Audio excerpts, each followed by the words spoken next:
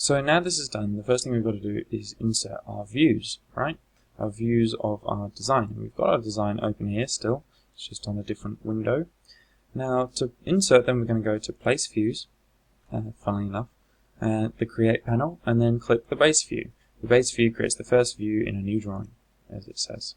Now if you've only got one design open at a time, it will automatically visualize it for you, and you can just move it around and start working on it.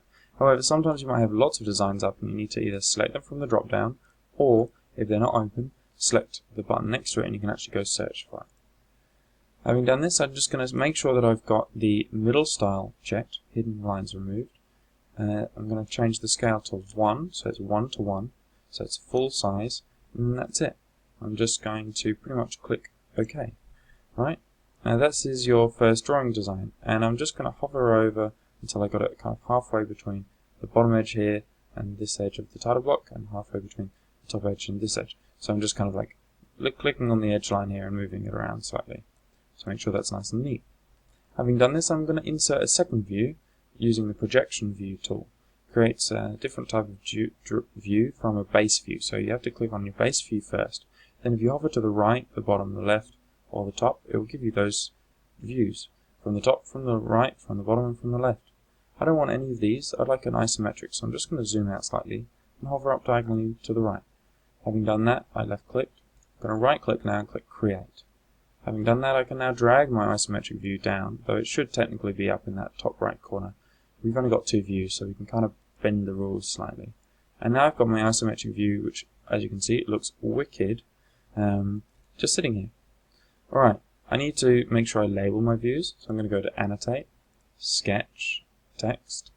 I'm going to select here, and using the caps lock button being turned on, I'm going to type in Front View. Click Enter, and then I'm going to type in Scale, space 1, colon 1.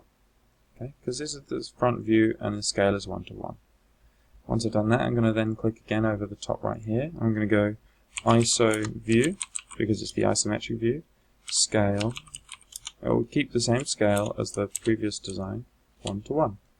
So it's full size. Having done that, I'm going to click Escape, and then if I need to, I can click on those icons and move them around a bit so they're a bit neater. Okay, there is pretty much my drawings done. All we need to do now is also just change some of the settings under the properties. So we right click on the snowflake and go to properties, because we want to fill out the title and stuff within our title block. I go to summary, I'm going to give this the title, Snowflake. Whoops, I've still got caps lock on, so I'm going to start that again. Make sure I got all my right spelling in here. Snowflake and capitals. Design 2, that'll do. Subject is tech, space exclamation marks, because tech is awesome. My manager, for me, is Mr. McKay. For you, it would be Mr. G, so you could type in Mr. G or F.Galindo. Up to you. Then company, well, I don't work, well, you don't work for the company, but I do. It's called Brighton Secondary School. But you do work within this company, so we can also put for you Brighton Secondary School. Selecting OK, and you'll notice that that's all been now filled in here. Perfect. Alright, so having done this, the next thing we've got to do is just save and export, but that's in the next video. Well done.